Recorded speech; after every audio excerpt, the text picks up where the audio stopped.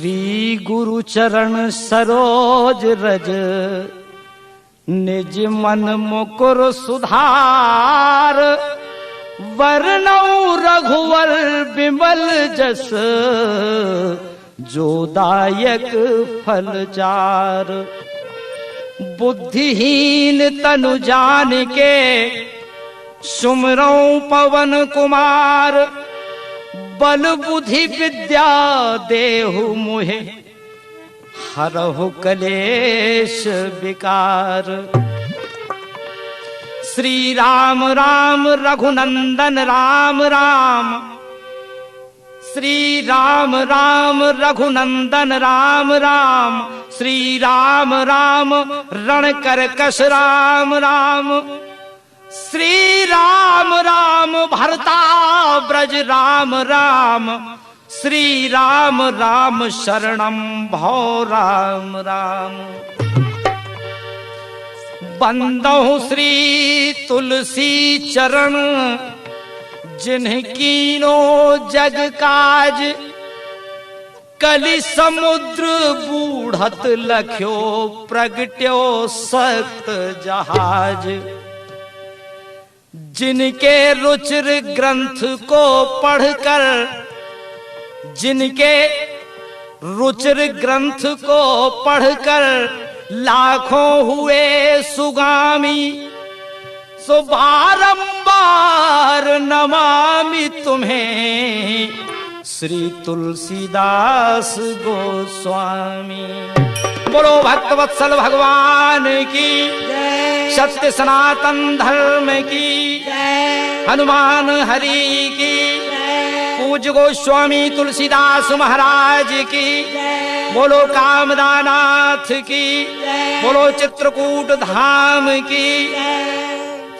समस्त श्रोता बंधुओं, आज हम कन्हैया कैसेट झांसी के माध्यम से आप सभी के बीच में चित्रकूट की पावन महिमा की कथा रखने का प्रयास कर रहे हैं। वैसे हमारी ऐसी कोई बुद्धि नहीं है कि जो हम चित्रकूट की पावन महिमा का वर्णन कर सकें, चित्रकूट की महिमा हम गा सकें। क्यों कि चित्रकूट की महिमा का वर्णन तो शेष और शारदा भी नहीं कर सकते। यहां तक कि हमारे संतों का मत है, हमारे संतों ने कहा है कि चित्रकूट की महिमा अमित है। चित्रकूट महिमा अमित कहा महामुनि गाय। बोले इसकी महिमा अमित है, हम गा रहे हैं। हम इस कन्हैया कैसेट के माध्यम से चित्रकूट की महिमा जो हमने महान संतों के द्वारा श्रवण की है, उसे के अनुसार गायन कर रहा हूं। जो मैंने सुना है विद्युत मनुष्यों से, उनके द्वारा जो सुना है वह मैं आपके समक्ष रख रहा हूं। तो आइए चित्रकूट की महिमा कन्हैया कैसेट के माध्यम से आप सभी तक पहुंचाने का प्रयास कर रहा हूं। चित्रकूट में ऐसी पवित्र भूमि है कि जिस चित्रकूट में परमपिता परमात्मा भगवान श्री राम गए और जिन्होंने 12 बरस तक अपने समय को चित्रकूट में ही बिताया। चित्रकूट का एक एक तृण, एक एक कण पवित्र कहा गया है। यहां तक हमारे मनीषियों ने कहा है, विद्युत जनों ने कहा है कि जिसके ऊपर आपत्ति आती है, दुख आते हैं, यदि वह चित्रकूट पहुंच जाता है तो उसके अंतःकरण को शांति मिलती है। यहां तक जो चित्रकूट पहुंच जाता है उसको शांति मिलती है। यहां तक कि हमारे रहीम खान जी ने, कवि रहीम खान जी ने भी कहा है कि चित्रकूट में रम रहे रहीमन अवध नरेश। और जापे विपदा परत है, सो आवे यह देश। जो विपत्ति आपत्ति का मारा हुआ व्यक्ति है, जिसके जीवन में दुख है, यदि चित्रकूट पहुंच जाता है तो उसके जीवन में दुख भी दूर हो जाते हैं। और चित्रकूट में एक विशेषता है, और हमारे जैसे कि संतों ने कहा है कि जहां कामदानाथ हैं कामद गिर कहलात, और सब कामद गिर जात हैं जे कामद गिर जात। जिसके अंतःकरण में अहंकार होता है, अहंकार हो यदि वो भी चित्रकूट में कामदानाथ जी के दर्शन कर लेता है, अहंकार दूर हो जाता है। क्यों कि जिस समय भगवान राम चित्रकूट की पावन भूमि में पहुंचे तो एक संत मिले। मर्यादा पुरुषोत्तम भगवान राम को चित्रकूट में एक संत मिले। वह कौन से संत मिले? महर्षि वाल्मीकि जी। वाल्मीकि जी से जब प्रभु राम जी का मिलन हुआ, भगवान राम कहने लगे वाल्मीकि जी से, पूछने लगे कि महाराज मुझे ऐसा स्थान बतलाएं जहां मुझे शांति मिल सके। महामुनि वाल्मीकि जी ने कहा कि राम, वैसे ऐसा कौन सा स्थान है, कौन सी ऐसी जगह है जहां आपका वास नहीं है? अरे आपका वास तो पत्ते पत्ते में है, हर जगह है, नाना प्रकार से आप हर जगह पर्याप्त रूप में व्याप्त हैं। लेकिन फिर भी महर्षि वाल्मीकि जी ने बतलाया, अंत में कहने लगे, उन्होंने कहा कि हे धर्मात्मा राम, आप यदि इस मानव जीवन पर आए हैं और लौकिक सुख की कामना आप करते हैं तो एक बड़ा सुंदर स्थान है। बोले कहा? कहा महर्षि वाल्मीकि जी ने कि प्रभु चित्रकूट गिरी करहु निवासु, तहां तुम्हार सब भांति सुपासु।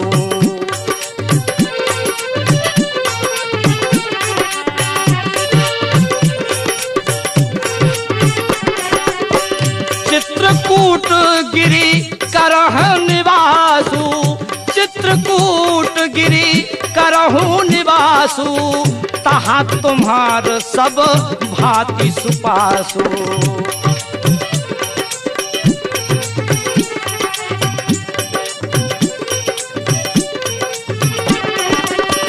शैल सुहावन कानन चारु, शैल सुहावन कानन चारु, करी कै हरि मृग बेहंग बिहारू, करी कै हरि मृग बेहंग बिहारू।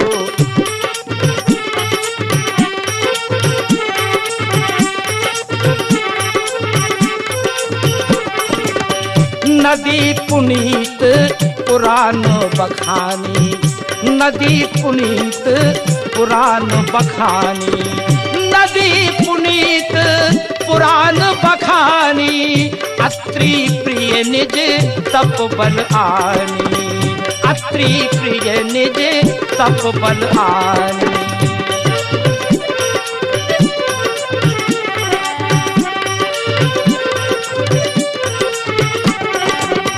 सुरसरी धार नाम मंदाकिनी, सुरसरी धार नाम मंदाकिनी, जो सब पातक कौतुक डाकिनी, जो सब पातक कौतुक डाकिनी।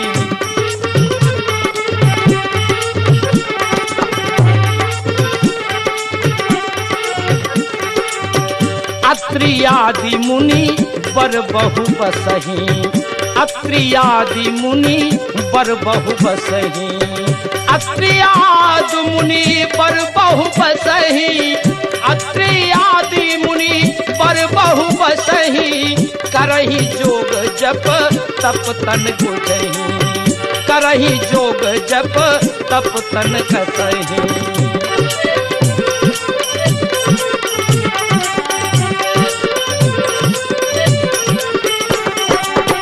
अत्रि आदि मुनि बर बहु बसहि, करहि जोग जप तप तन कसहि। शैल सुहावन कानन चारु,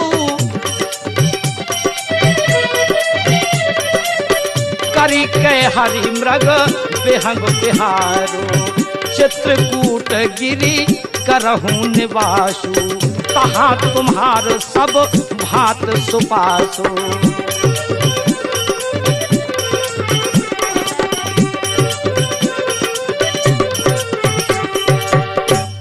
महर्षि वाल्मीकि जी ने कहा कि चित्रकूट गिरि करहु निवासु। कहने लगे महर्षि वाल्मीकि जी कि धर्मात्मा राम, आप चित्रकूट में निवास करें। चित्रकूट में आपको वह सुख मिलेगा, वह शांति मिलेगी। क्योंकि मेरे भाइयों, मेरे प्रिय सज्जनों, चित्रकूट का तात्पर्य है, क्या तात्पर्य है चित्रकूट का? कि जहां पर जाने से चित्त की चंचलता दूर होती है, हमारे चित्त की चंचलता दूर होती है। क्योंकि हमारे बाबा गोस्वामी जी तुलसीदास जी ने पहले हमें आपको दर्शाया है चित्रकूट के विषय में, और रामचरितमानस के शुरुआत में कि जब तक हमारे हृदय में चित्रकूट नहीं बनेगा, चित्रकूट नहीं बनेगा, तब तक चित्रकूट जाने से कुछ नहीं होगा। बाबा गोस्वामी जी ने कहा है, पूज्यपाद प्रातः स्मरणीय गोस्वामी तुलसीदास जी ने कहा है कि राम कथा मंदाकिनी चित्रकूट चितचार, और तुलसी सुभग स्नेह बन श्री रघुवीर विहार। प्रभु की कथा क्या है? बोले यही मंदाकिनी गंगा है।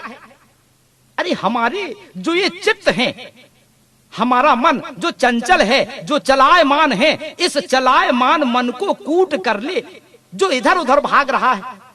क्यों? कि चित्रकूट तो एक साधना का स्थान है, यह साधना स्थान है। चित्रकूट जो संत महात्मा उधर पहुंचते थे साधना करने के लिए, साधना के लिए जाते थे। भगवान राम जी के चित्रकूट जाने से पहले वहां बहुत से संत महात्मा पहुंच करके तप करते थे। क्यों? कि जिस स्थान में चित्त की चंचलता दूर हो और चित्त एकाग्र हो, ऐसे स्थल पे जाकर के संत महात्मा तपस्या करते थे। यहां तक कि बहुत सी मुनि पत्नियां भी वहां जाकर के तपस्या करती थी।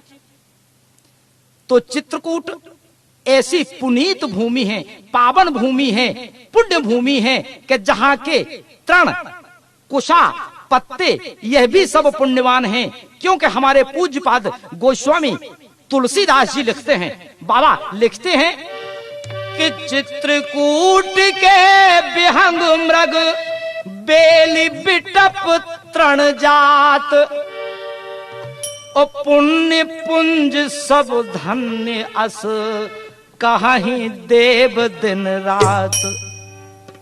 बंधुओं, चित्रकूट के जितने विहंग मृग हैं, बेली बिटप, तिनके, पत्ते, जो कुछ भी हैं, देवता लोग कहते हैं कि ये सब पुण्यवान हैं। वहां की रज, वहां की धूल, वहां के पत्थर सब पुण्यवान हैं। ऐसे पुण्य आत्मा और कौन है? हे प्रभु, हमें भी यदि आप चित्रकूट का वासी बना दें, चित्रकूट में हमारा भी वास हो जाए। अरे मनुष्य रूप में देवता लोग ऐसी कामना करते हैं, इस बात को सोचते हैं कि भगवान यदि मुझे चित्रकूट में स्थान मिल जाए, कैसे? चाहे मनुष्य के रूप में या पशु के रूप में। पशु के रूप में ना मिले तो तिनके के ही रूप में, तिनके के रूप में ना मिले तो पत्थर के रूप में। आखिर कुछ भी हो, मैं ये हृदय से यह चाहता हूं कि हमारा वास चित्रकूट में हो। एक संत तो देखिए कितनी अच्छी कामना करता है। एक संत ने कहा कि नर देह पाऊं तो पै सुनी के तीरनाथ, नर देह पाऊं तो पै सुनी के तीरनाथ, नर देह पाऊं तो पै सुनी के तीरनाथ, नर देह पाऊं तो पै सुनी के तीरनाथ। कामदगिरी के नित्य परिक्रमा लगाऊं मैं, कामदगिरी के नित्य परिक्रमा लगाऊं मैं।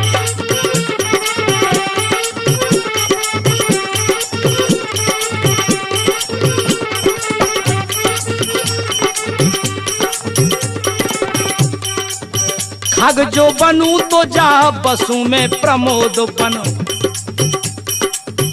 अगर खग जो बनूं तो जा बसू में प्रमोद बन, नित्य रघुनाथ के अनंत गुण गाऊं मैं, नित्य रघुनाथ के अनंत गुण गाऊं मैं।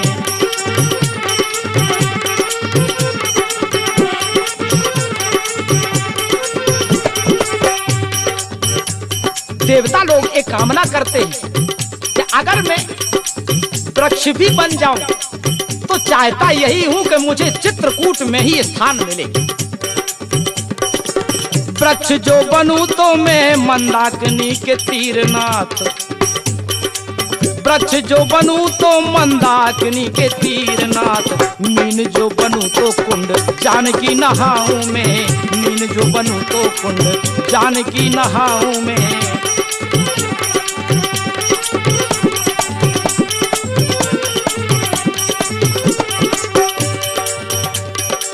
रज जो बनूं तो पाऊं फटक शिला को पंथ।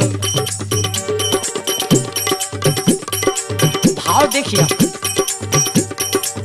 रज जो बनूं तो पाऊं फटक शिला को पंथ।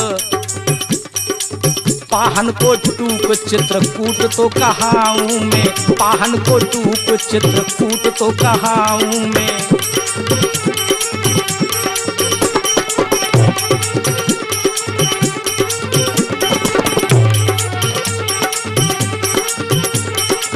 पाहन को टूक चित्रकूट तो कहाऊं मैं, पाहन को टूक चित्रकूट तो कहाऊं मैं।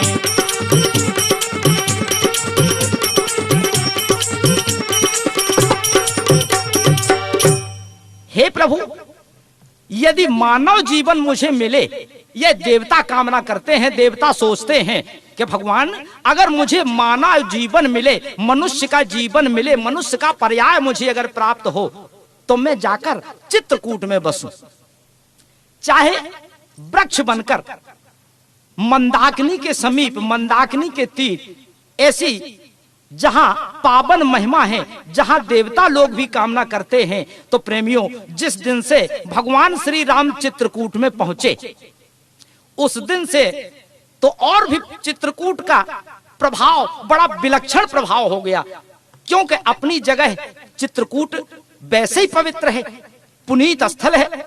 लेकिन जिस दिन से भगवान श्री राम का आगमन चित्रकूट में हुआ, उस दिन से चित्रकूट को क्या आनंद आया, क्योंकि ये चित्रकूट जो आप जानते हैं, चित्रकूट पर्वत है। ये विंध्याचल और चित्रकूट ये एक हैं, नाम इनके केवल अलग अलग हैं। विंध्याचल और चित्रकूट एक ही पर्वत हैं। चित्रकूट से लेकर विंध्याचल तक आप लोग वैसे तीर्थ यात्रा को जाते हैं, गए भी होंगे, वहां मां विंध्यवासिनी का दर्शन भी आप किए होंगे, तो विंध्यवासिनी के दर्शन आपने किए होंगे। अब पहाड़ चित्रकूट ये दोनों एक हैं, क्योंकि जिस समय भगवान राम चित्रकूट में पहुंचे तो उस समय हमारे बाबा परम पूज्य गोस्वामी तुलसीदास जी लिखते हैं, क्या लिखते हैं कि विंध्य मुदित मन सुख न समाए, विंध्य मुदित मन सुख न समाए।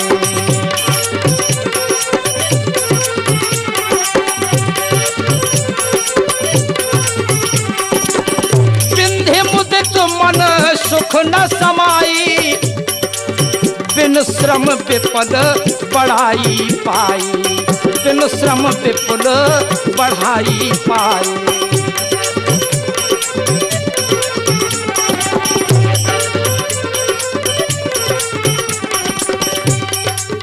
शैल हिमांचल आदिक जेते, शैल हिमांचल आदिक जेते, शैल हिमांचल आदिक जेते, चित्रकूट जस गावहि तेते, चित्रकूट जस गावहि तेते।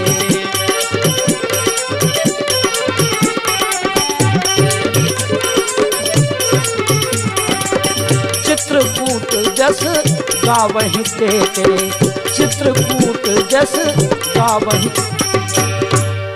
क्यों कि जिस समय भगवान मर्यादा पुरुषोत्तम भगवान राम पहुंचे, उस समय विंध्याचल के हृदय में जो आनंद है और सभी देवता, सभी पर्वत कह रहे हैं कि धन्य है इस विंध्याचल को। अरे धन्य है इस विंध्याचल पर्वत को कि जो कुछ परिश्रम भी नहीं किया। अरे संत महात्मा योगी यति सन्यासी जिन महाप्रभु के लिए करोड़ों वर्षों तक तपस्या करते हैं, उनका गुणानुवाद करोड़ों वर्षों तक करते हैं, लेकिन प्रभु उन्हें दर्शन नहीं देते। लेकिन आज ये विंध्याचल पर्वत बड़ा धन्य है कि बगैर श्रम के कुछ भी नहीं किया और इतनी बढ़ाई, इतनी बड़ी बढ़ाई अपने आप पा रहा है कि भगवान श्री राम स्वयं आकर के इसे कृतार्थ कर रहे हैं। भगवान ने स्वयं आकर इसको कृतार्थ कर दिया है और इसके लिए चित्रकूट का नाम कामदगिरि पड़ा। कामदनाथ, कामदानाथ क्यों पड़ा? क्योंकि हमारे बाबा लिखते हैं, लिखा पूज्यपाद तुलसीदास जी महाराज ने, कामदगिरि भय राम प्रसादा और अवलोकत अप हरत बिखादा। बोले कि कामदगिरि नाम चित्रकूट नाम पड़ा है क्योंकि चित्त की चंचलता इससे दूर होती है, चित्त एकाग्र होता है साधना में। इससे चित्रकूट इस विंध्याचल पहाड़ को ही कहते हैं। और भगवान श्री राम जब पहुंचे तो उनके जाने से एक और महात्मा बढ़ जाता है। क्यों? कामनाओं की पूर्ति उनके पास जाने से इस जीव की हो जाती है। और जो मनुष्य जो कामना लेकर कामदानाथ में जाता है, उसकी कामना की पूर्ति होती है। जितने पहाड़ हैं, बोले कि शैल हिमांचल आदिक जेते और चित्रकूट जस गावही ते। राजा शैल, क्यों कि समस्त पर्वतों के राजा शैल हैं। राजा जिसे कहते हैं राजा हिमांचल। राजा हिमांचल बोले जितने भी पहाड़ हैं चित्रकूट की सब सराहना कर रहे हैं, चित्रकूट के यश का गुणानुवाद कर रहे हैं। अरे यही तो चित्रकूट है जिस चित्रकूट में बाबा गोस्वामी जी, बाबा हमारे तुलसीदास जी, पूज्यपाद प्रातः स्मरणीय तुलसीदास जी अपनी मनोकामना की पूर्ति करते हैं। क्यों कि कामदानाथ में जब हमारे दर्शन करने बाबा गोस्वामी जी आए तो इनके हृदय में एक कामना थी कि हमें मर्यादा पुरुषोत्तम भगवान राम के दर्शन मिले। वैसे बाबा तुलसी को अन्य कहीं ऐसा क्यों नहीं हुआ? काशी में बहुत दिन रहे, साधना की, काशी में विद्या अध्ययन किया, अन्य जगह अयोध्या में रहे, कहीं भी भगवान के प्रत्यक्ष रूप में दर्शन बाबा तुलसीदास जी को नहीं हुए। लेकिन अगर हुए तो चित्रकूट में। और चित्रकूट में क्यों हुए? क्योंकि यहाँ कामदानाथ, कामदानाथ कामनाओं की पूर्ति करने वाले भगवान के आशीर्वाद से हो गए। बाबा गोस्वामी जी जिस समय चित्रकूट में आए, आप लोग चित्रकूट जब जाते हैं तो वहां देखते होंगे कि एक किनारे राम घाट है, उसी जगह पीपल का एक वृक्ष है और पीपल का वृक्ष है, वहीं पर अनंत बलवंत श्री हनुमंत लाल जी महाराज किस वेश में बैठे हैं, जिन्हें आप जानते हैं तोतामुखी हनुमान। तोतामुखी हनुमान के नाम से जिन्हें आप जानते हैं, क्योंकि जिस समय बाबा तुलसी पहुंचे तो संतों को बतला रहे हैं बाबा तुलसीदास जी, अपने हृदय की उमंग संतों के समक्ष रख रहे हैं, संतों के सामने प्रस्तुत कर रहे हैं। कहने लगे बाबा तुलसीदास जी, एक रोज का है किस्सा दरिया के किनारे,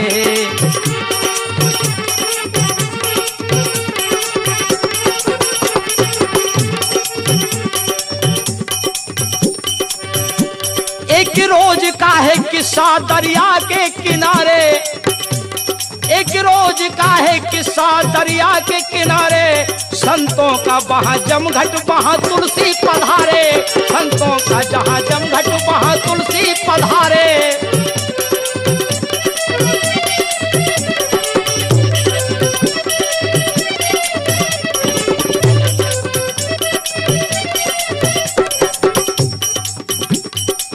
बाबा तुलसी ने कहा संत महात्माओं से कि आज हमारे श्री राम आएंगे संत कहने लगे और महात्मा कहने लगे कि श्री राम क्या आएंगे। राम जी का वास तो यहाँ हो चुका है। त्रेता युग में 12 वर्षों तक रहे। बाबा तुलसीदास जी कहने लगे कि नहीं, आज हमारे राम प्रत्यक्ष रूप में आएंगे, हमारे पास आएंगे, इतना मुझे विश्वास।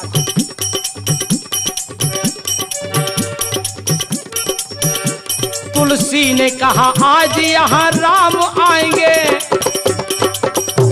तुलसी ने कहा आज यहाँ राम आएंगे। चंदन को घिस के हम उनके माथे लगाएंगे। चंदन को घिस हम उनके माथे लगाएंगे।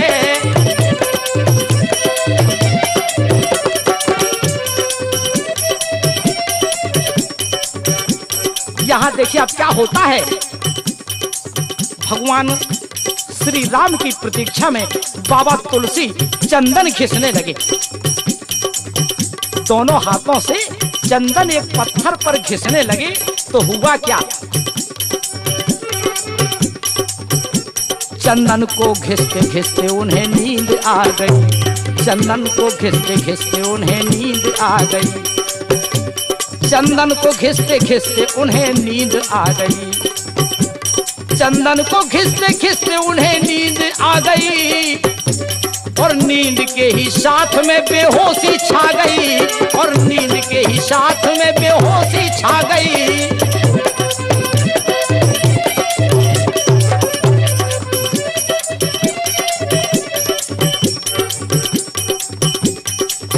ऐसी भगवान राम के आने की प्रतीक्षा में बाबा गोस्वामी जी चंदन घिस रहे थे कि भगवान श्री राम भक्तों के मन की बात को जानने वाले, भक्तों के मन की इच्छा पूर्ति करने वाले गए और चंदन लगाए। लेकिन बाबा गोस्वामी जी उस समय राम प्रेम में मग्न हैं। प्रभु चंदन लगाकर, चंदन लगाया भगवान राम ने और चंदन लगा के चल दिए। इतने में जब गोस्वामी जी के नेत्र खुले, तुलसीदास जी महाराज के नेत्र खुले और उन्होंने देखा कि ये मेरा चंदन तो कोई और लगा गया है, यहाँ तो चंदन है ही नहीं। अब गोस्वामी जी, पूज्यपाद गोस्वामी तुलसीदास जी महाराज अपने और साथियों और संत महात्माओं से पूछने लगे, तुलसी ने पूछा यहाँ अभी आया था कौन। तुलसी ने पूछा यहाँ अभी आया था कौन।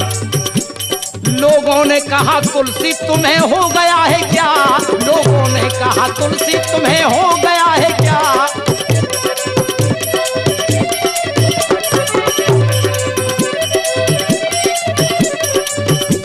लोगों ने कहा तुलसी तुम्हें हो गया है क्या। एक नौजवान आया चंदन लगा गया। एक नौजवान आया चंदन लगा गया। एक नौजवान आया चंदन लगा गया। एक नौजवान आया चंदन लगा गया।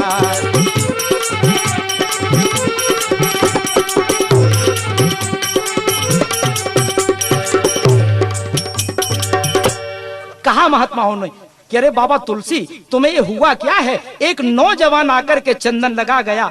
और चंदन सोचा तो तुलसीदास जी ने कि मैं तो दूसरे के लिए घिस रहा था। बाबा गोस्वामी को कुछ शंका हुई, दौड़ पड़े। प्रभु एक तरफ खड़े हुए थे, लेकिन बाबा गोस्वामी जी पहचान नहीं पा रहे थे। तो वहां अनंत बलवंत हनुमंत लाल जी महाराज ने एक कोशिश की। इनको आभास हुआ कि बाबा अब दर्शन नहीं कर पाएंगे, प्रभु सामने से चले जाएंगे, इन्हें पहचान नहीं पाएंगे। तो हनुमान जी ने तोते का वेश बनाया। एक बड़ा प्रचलित दोहा है, आप सभी लोगों ने पढ़ा होगा कि तोते के वेश में आकर के हनुमान जी ने दर्शाया कि चित्रकूट के घाट पे भई संतन की भीड़। ओ तुलसीदास चंदन घिसे तिलक करें रघुवीर। बंधुओं, भगवत प्रेमी सज्जनों, बाबा गोस्वामी जी ने देखा कि क्या ये वही है, चंदन भी लगाए हुए हैं। जब समझ लिया कि यही चंदन लगाए हुए हैं और अभी हाल का चंदन ये है, तो तुरंत जाकर उनके चरणों को पकड़ लिया, चरणों में गिर गए और निवेदन करने लगे। कहते हैं कि हे प्रभु, जरा देर ठहरो राम, जरा देर ठहरो राम, तमन्ना यही है, अभी हमने जी भर के देखा नहीं है, अभी हमने जी भर के देखा नहीं है।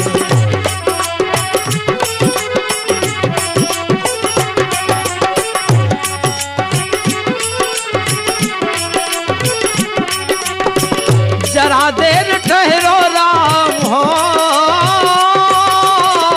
जरा देर ठहरो राम, तमन्ना यही है, अभी हमने जी भर के देखा नहीं है, अभी हमने जी भर के देखा नहीं है।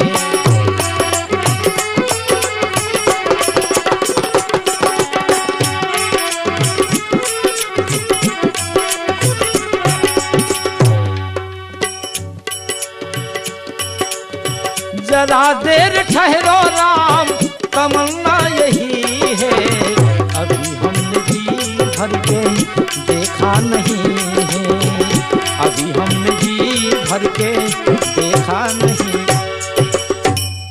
बाबा गोस्वामी तुलसीदास जी को प्रभु के दर्शन इसी चित्रकूट में हुए। तो कहने का तात्पर्य यह है कि कामद गिरिभय राम प्रसादा, प्रभु की ऐसी कृपा। और प्रेमियों, आज प्रभु का ही प्रसाद कामता नाथ जी बांट रहे हैं, जो कि कामना नाथ में जाने से, चित्रकूट में जाने से होता क्या है, वहां पर भक्ति मिलती, और उसी भक्ति का प्रसाद यहां बाबा तुलसीदास जी भी बांट रहे हैं। कैसे कि शंभु प्रसाद सुमत ही ये हुलसी,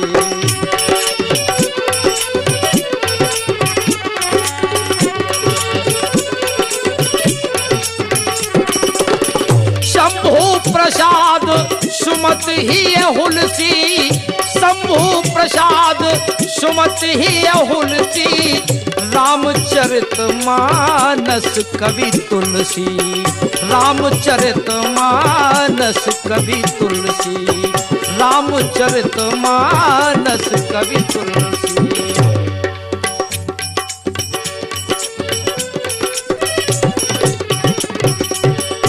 तो बंधुओं, जिस तरह बाबा गोस्वामी जी यह राम भक्ति बांट रहे हैं, इसी प्रकार कामदा नाथ जी भी यह भक्ति बांट रहे हैं, राम भक्ति बांट रहे हैं। और जो राम की भक्ति को लेने के लिए जाता है, अरे आज तो हम आप जाते हैं परिक्रमा लगाने के लिए, लेकिन परिक्रमा का महत्व नहीं समझते।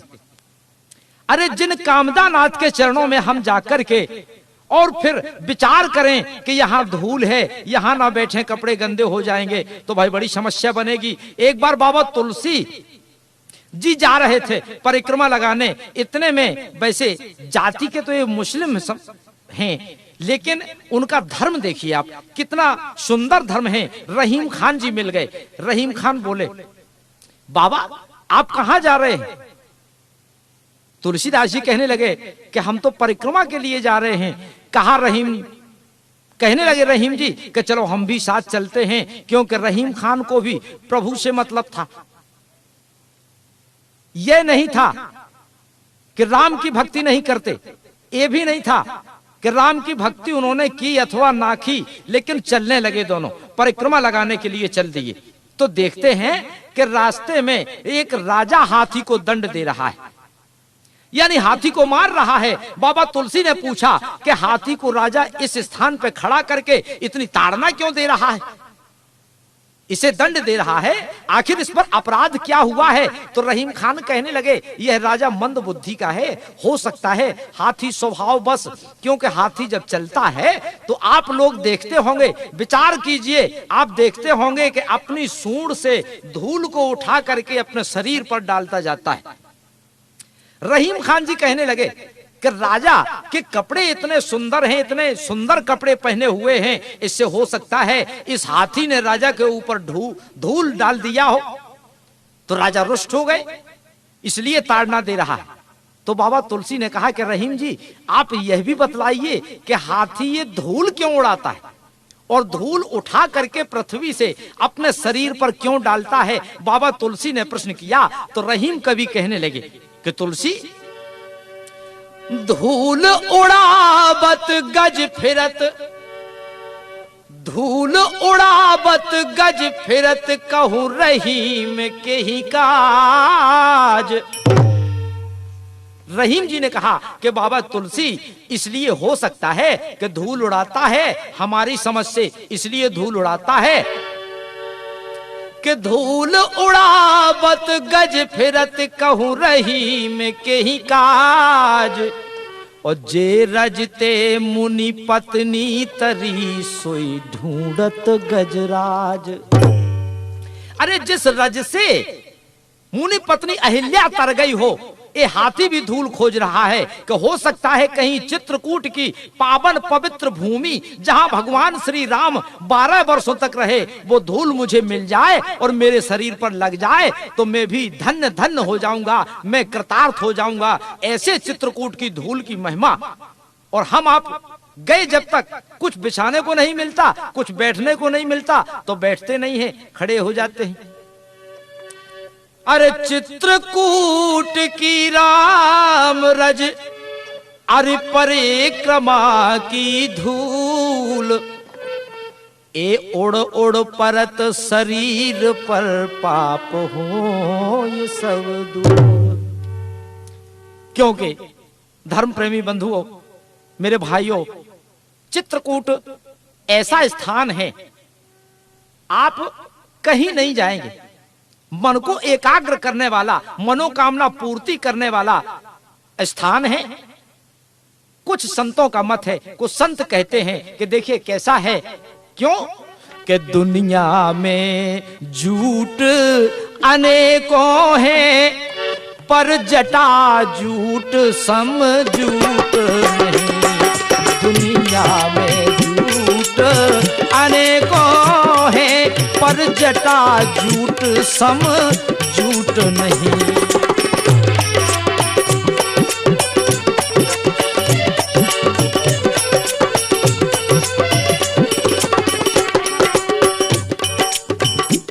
संसार में अनेकों जटाधारी हैं, जूट धारण किए हुए हैं, जटा जूट वाले लाखों देखे होंगे आपने, लेकिन भगवान शिव कैसा जटा जूट वाला कहीं मिला नहीं होगा आज तक।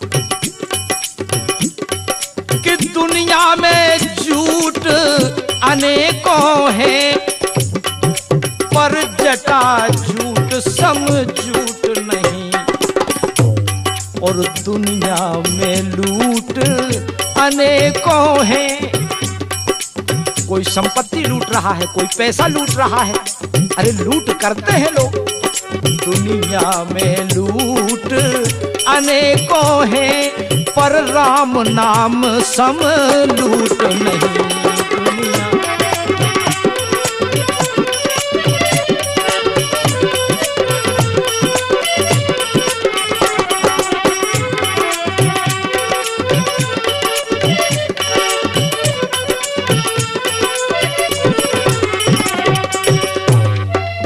दुनिया में फूट अनेकों हैं, पर भाई भाई सम फूट नहीं। उदाहरण है रावण और विभीषण। उस फूट का कारण यही हुआ कि रावण का संहार हुआ। दुनिया में फूट अनेकों हैं, पर भाई भाई सम फूट नहीं। और दुनिया में कूट अनेकों हैं, दुनिया में कूट अनेकों हैं, पर चित्रकूट सा कूट नहीं।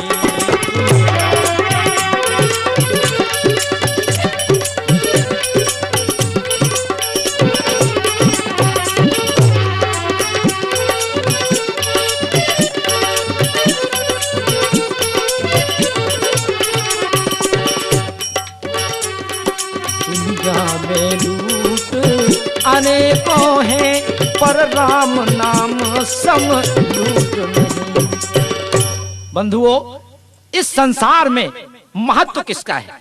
बोले भगवान शिव की जटाओं के समान संसार में जटा है नहीं। और लूट समाज में, क्योंकि एक बात और है, चित्रकूट में जिस समय भगवान श्री राम पहुंचे तो उस समय वहां के जो आदिवासी थे, कोल भील, इनका पहले क्या नियम था, इनकी दिनचर्या कैसे बीतती थी।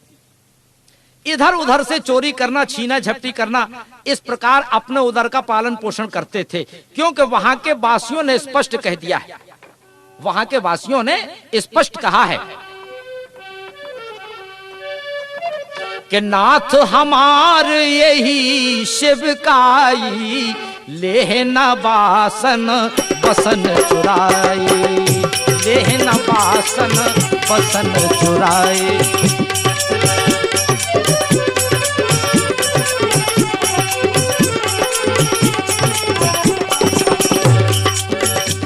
हमारे श्री रामचरितमानस में पूज्यपाद प्रातः स्मरणीय गोस्वामी तुलसीदास जी ने वर्णन किया है कि नाथ हमारे यही शिवकाई, लेहना बासन बसन चुराई।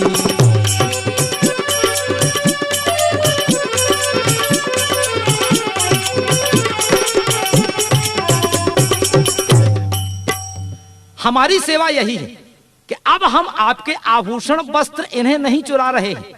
क्योंकि इसके पहले हम चोरी करते थे तो लोगों ने कहा कि आप बड़े धर्मात्मा हो गए हो, क्या चोरी करना बंद कर दिया है? तुम लोगों ने चोरी करना बंद किया है तो आप ये जानते हैं कि व्यक्ति की प्रकृति के साथ प्रवृत्ति जाती है। जिसकी जैसी प्रकृति होती है उसकी जैसी प्रवृत्ति होती है। जब मनुष्य का शरीर समाप्त होता है, जीवन का अंत होता है, तो उसकी प्रकृति के साथ उसकी जो प्रवृत्ति होती है वह प्रवृत्ति भी उसके साथ जाती है। कहा कि तुम्हारी तो चोरी करने की प्रवृत्ति है, फिर चोरी करना क्यों छोड़ दिया है, झूठ बोल रहे हो। कहा महाराज चोरी करना नहीं छोड़ा है, लेकिन चोरी करने में अब अंतर हो गया है। क्यों? कि अब हमारी धारणा बदल गई है। क्यों? कि मतलब पहले हम लूट करते थे, संसार की संपत्ति की लूट करते थे, लेकिन अब हमने संतों के मुखारविंद से सुना है कि दुनिया में फूट अनेकों हैं पर भाई भाई सम फूट नहीं। दुनिया में जूट अनेकों हैं पर जटा जूट सम जूट नहीं। दुनिया में कूट अनेकों हैं पर चित्रकूट सम कूट नहीं। दुनिया में लूट अनेकों हैं पर राम नाम सम। हमने जब देखा कि ऐसी लूट जो राम नाम की लूट है, ये लूट यदि जीवन पर आ जाए तो संसार की लूट मार से अपने को क्या मतलब, संसार की लूट मार तो बंद हो जाएगी। तो अब हम प्रभु का प्रेम लूट रहे हैं। ऐसे आदिवासी वहां के चित्रकूट में वास करने वाले, लेकिन जिनके जीवन की धारा बदल गई, आज उसी चित्रकूट में हम जाते हैं लेकिन हमारे मन की धारा नहीं बदलती, मन के विचार नहीं बदलते। क्योंकि हम अपने आप को देख रहे हैं, अपने कपड़ों को देख रहे हैं, अपने आभूषणों को देख रहे हैं, अपने व्यक्तित्व को देख रहे हैं। क्यों? कि जब तक जीव के ऊपर ये वासना रहती है कि मैं बहुत सुंदर हूं, मेरे कपड़े बहुत सुंदर हैं, मैं बड़ा ज्ञानी हूं, संतों महात्माओं के पास बैठने की क्या आवश्यकता है, सत्संग करने की जरूरत क्या है, मैं तो खुद इतना समझदार हूं। कहा है कि नर कपड़न ते डरत है, नर कपड़न ते नाही, और नर कपड़न ते ना डरे तो नरक पड़न को नाही। आप समझ रहे होंगे कि नर कपड़ों से डरता है लेकिन नरक पड़नते ना है, नरक जाने से नहीं डरता है, केवल कपड़े खराब ना हो जाएं। यदि हम चित्रकूट में ऐसी पावन भूमि में जाते हैं और फिर भी हम अपने कपड़ों को डरते हैं, हम डरेंगे तो नरक में तो जाना ही पड़ेगा। यदि हम अपने कपड़ों से ना डरें, अपने कपड़ों से ना डरें तो समझ लो कि मनुष्य का बेड़ा पार हो जाएगा। हम जब भी चित्रकूट जाएं, वहां की एक एक रज, एक एक कण अमूल्य है, उसे अपने मस्तक पे धारण करें। साधुओं संतों ने कहा है कि चित्रकूट में यदि यह जीव चला जाता है तो चाहे जहां पहले भ्रमण करता रहे, लेकिन ये चित्रकूट नहीं आता है। उसकी तीर्थ यात्रा सफल नहीं होती। क्योंकि यदि उधर तीर्थों के राजा प्रयाग हैं तो इधर के राजा प्रयाग की जगह एक राघव प्रयाग हैं। क्योंकि जिस समय तीर्थों के राजा प्रयाग को सभी लोगों ने बढ़ाई दे दी, आप तो तीर्थों के राजा हैं, तीर्थराज को अहंकार हो गया कि हम तो तीर्थराज हैं, समस्त तीर्थों के राजा हैं। इतने में नारद जी मिले, एक दिन बोले आपको अहंकार हो गया है, क्यों? हम तो समस्त तीर्थों के राजा हैं। बोले आप तीर्थों के राजा हैं, अपने मन से बने हुए हैं? बोले नहीं, हमें तो सब लोगों ने बनाया है। कहा नारद ने, तो क्या भगवान राम से भी मिले? बोले क्या हम उनकी मति के अनुसार नहीं है क्या? अरे उन्होंने ही तो हमें तीर्थों का राजा बनाया है इस समय। तो कहा नारद ने कि जाओ, इस समय चित्रकूट में हैं और जाकर पूछाओ। तीर्थराज प्रयाग आए, प्रभु से पूछा। जब पूछा प्रभु से कि आपने तो हमें समस्त तीर्थों का राजा बना दिया भगवान, श्री राम ने कहा हाँ। बोले क्या हम इस चित्रकूट के राजा नहीं हैं? तो कहने लगे भगवान राम कि प्रयागराज एक बात याद रखो, हमने तुम्हें समस्त तीर्थों का राजा बनाया है, लेकिन अपने घर का राजा नहीं बनाया है। ये चित्रकूट मेरा घर है, चित्रकूट में मैं वास कर रहा हूं। देख रहे हो यहां की मैं कितना आनंदित हूं।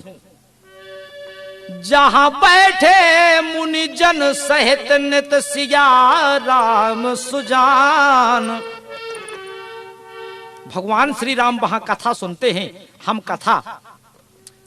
कथा सुनते हैं, हम और आप भीड़ में चले जाते हैं, कहीं भी बैठते नहीं हैं। तीर्थराज प्रयाग जब ये पापों से कलुषित हो जाते हैं, पापों से भर जाते हैं, तो वो भी चित्रकूट में मंदाकिनी में पापों को धोने के लिए आते हैं। लेकिन चित्रकूट कभी प्रयाग नहीं जाते, क्योंकि आज बिन श्रम विपुल बड़ाई पाई। जितने भी पहाड़ हैं, गिरी कंदराएं हैं, नदियां हैं, ये सब बड़ाई चित्रकूट की कर रही हैं। तो मेरे भगवत प्रेमियों, आप याद रखें, क्यों कि 2 बेर द्वारका त्रिवेणी जाए 3 बेर।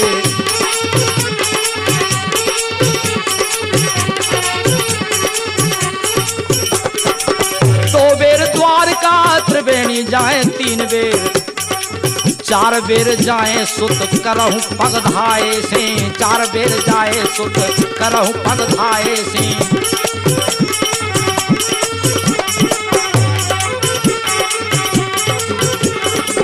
5 बेर गया नाथ 6 बेर नेमिषार। 5 बेर गया नाथ 6 बेर नेमिषार। 7 बेर जाए गंग अंग हूँ नहाए से। 7 बेर जाए गंग अंग हूँ नहाए से।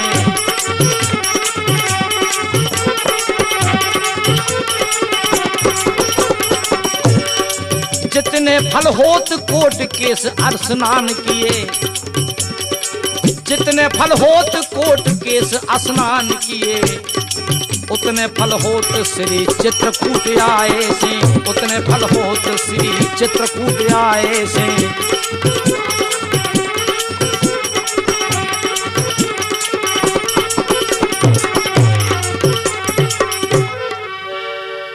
जितने फल समस्त तीर्थों में वास करने से होता है। आप कई बार अनेक तीर्थों में चले जाएं, लेकिन ये चित्रकूट नहीं आते, तो आपका तीर्थ यात्रा करना सफल नहीं होगा। जितने बार तीर्थों में जाने से फल प्राप्त होता है, उतने फल यदि हम एक बार चित्रकूट जाते हैं तो उतना फल हमें प्राप्त हो जाता है। चित्रकूट में भगवान श्री राम, संतों का मत है कि 12 वर्ष तक रहे। एक दिन की घटना है कि भगवान श्री राम चित्रकूट में बैठे हुए हैं। कहा? फट एक शिला। ये देवताओं की नारियां, समस्त देवता आते हैं और प्रभु का दर्शन करते हैं, पुनः चले जाते हैं। देवलोक में बड़ा प्रचार था कि आजकल तो भगवान चित्रकूट में निवास कर रहे हैं। बाबा गोस्वामी जी कहते हैं कि चित्रकूट रघुनंदन छाए। चित्रकूट रघुनंदन छाए।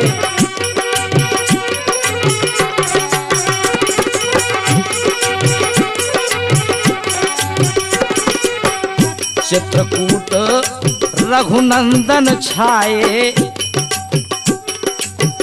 समाचार सुन सुन सब आए, समाचार सुन सुन सब आए।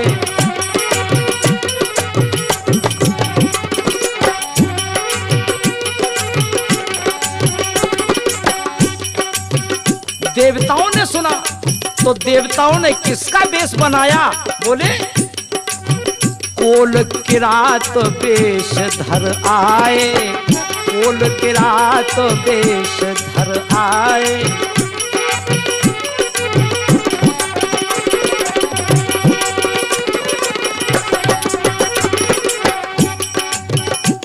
भक्तों का भगवान के दर्शन करने के लिए अब तांता लगा हुआ है। यहाँ तक के कोल भील आदिवासी का सब वेश बनाया और वहाँ सुंदर तृणकों की कुटिया सजाकर पुनः प्रभु के दर्शन करके चले गए। तो भगवान श्री राम की प्रशंसा देवताओं के राजा इंद्र के पुत्र जयंत ने सुनी। बोले भगवान आए, भगवान आए। सारे देवलोक में प्रचार हो रहा है, भगवान आए हैं, भगवान आए हैं चित्रकूट में। सोचा मैं भी जाकर देखूं। उस समय फटिक शिला के समीप जयंत आया तो जयंत क्या देखता है? क्योंकि चित्रकूट में बड़ी सुंदर लीला की। मर्यादा पुरुषोत्तम भगवान राम ने बहुत सुंदर लीला की। यहाँ हमारे बाबा पूज्यपाद गोस्वामी तुलसीदास जी लिखते हैं, क्यों? एक बार चुन कुसुम सुहाए, एक बार चुन कुसुम सुहाए, निज कर भूषण राम बनाए।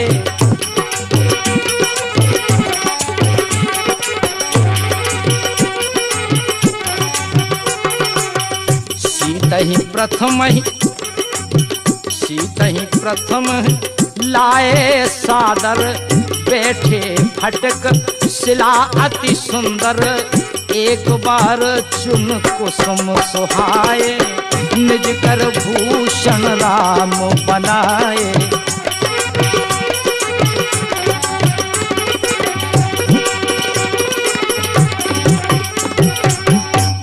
जिस समय उस फटिक शिला पे भगवान श्री राम मां जानकी का श्रृंगार कर रहे थे, जयंत ने देखा। बोले कि ये ब्रह्म है, ये तो भगवान हो ही नहीं सकते हैं, जिनकी बड़ी प्रशंसा देवताओं ने की। लेकिन हमें तो दिख रहा है कि यह कोई कामी व्यक्ति है जो अपनी नारी का श्रृंगार अपने हाथों से कर रहा हो। इसी चित्रकूट में यह भी घटना हुई कि देवताओं के पुत्र जयंत, जो ऐसे महान देवता के इंद्र का पुत्र होते हुए भी उसे मोह हो गया और कहा मैं नहीं मान सकता कि ये ब्रह्म है।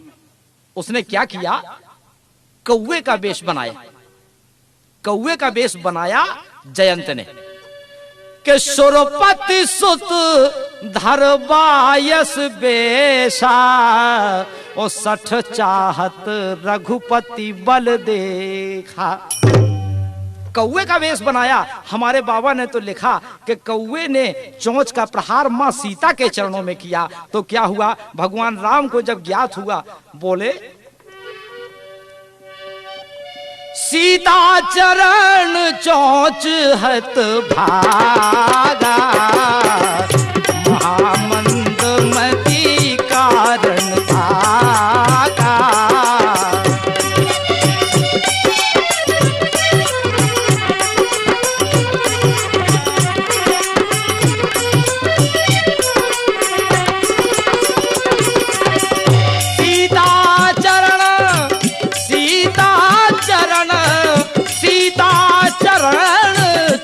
हक भागा, महामंद मति कारण भागा।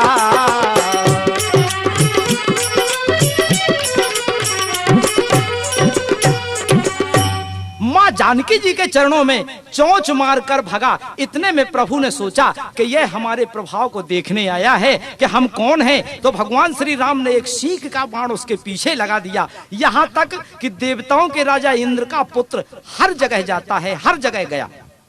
लेकिन उससे किसी ने यह भी नहीं कहा कि आओ बैठ जाओ, क्योंकि जब ये जीव परमात्मा से विरोध करता है, परमात्मा को परमात्मा नहीं समझता है, अपने अहंकार के कारण कि जो हम हैं सो कोई है नहीं, फिर उसकी कोई रक्षा करने वाला मिलता नहीं है, उसकी रक्षा कोई नहीं कर सकता है। जब अपने माता पिता के, अपने परिवार सगे संबंधियों के पास भी उनकी रक्षा नहीं हो सकती है, जयंत ने अब असली रूप बनाया। क्यों कि धर निज रूप गयो पितु पाही,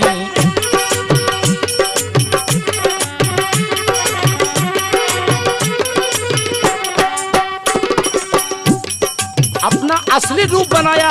पिता के पास गया, बोले पिताजी रक्षा कीजिए, रक्षा कीजिए। बोले क्या बात है? जयंत ने कहा, वो देखिए सिंह का बाण मेरे पीछे लगा हुआ है।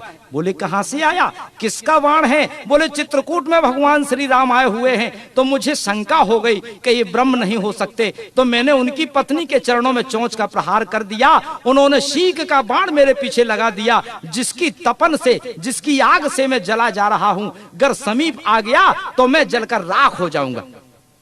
हे पिताजी मेरी रक्षा कीजिए। चलो, लेकिन पिताजी ने कह दिया कि चल हट यहां से, निकल। जब तू भगवान का दुश्मन है तो तेरी सहायता कोई नहीं कर सकता है, तुझे कोई नहीं बचा सकता है। क्यों? काहू न बैठन, काहू बैठन कहा न होही, राख को सकई राम कर दोही।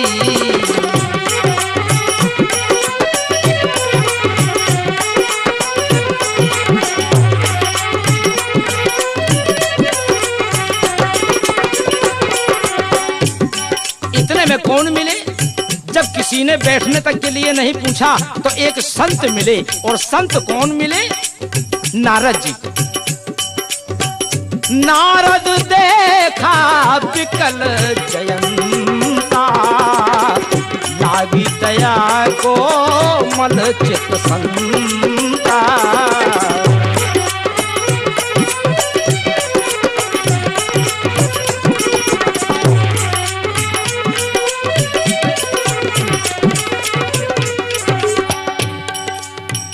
देवर्षि नारद ने देखा, नारद जी को कहा गया है संत, संत नहीं संता नारद जी को कहा गया है। जरा इस पर भी थोड़ा विचार करें प्रेमियों। रामचरितमानस में कुछ ऐसे स्थान हैं जहां बाबा की लेखनी ने संत की जगह संता कह दिया। संता का बाबा गोस्वामी जी ने उदाहरण दिया कि मैंने सबको नहीं कहा संता।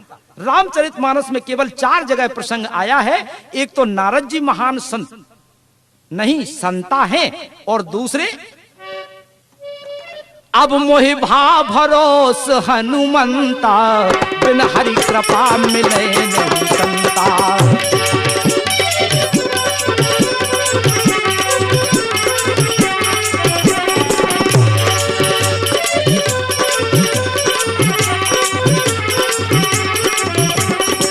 हरि अनंत हरि कथा अनंता, हरि अनंत हरि कथा अनंता, कहीं सुनहि बहु विधि सब संता।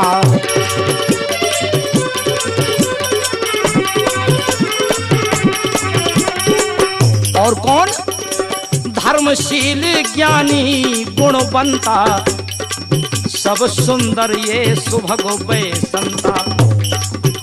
बंधुओं, अपने प्रिय श्रोताओं, कन्हैया कैसेट के निर्माता दीपक सेठ का हार्दिक अभिनंदन। प्रेमियों, अभी आपने चित्रकूट महिमा का भाग 1 सुन रहे हैं। इस कैसेट का शेष भाग कैसेट नंबर 2 में सुनेंगे, जिसमें मां मंदाकिनी की उत्पत्ति, हनुमान धारा, लक्ष्मण पहाड़ी, गुप्त गोदावरी और जो भी चित्रकूट प्रांगण में स्थल पड़ते हैं उनका परिचय व महात्म क्या है, इसे आप कैसेट नंबर 2 में कन्हैया कैसेट झांसी के माध्यम से सुनेंगे।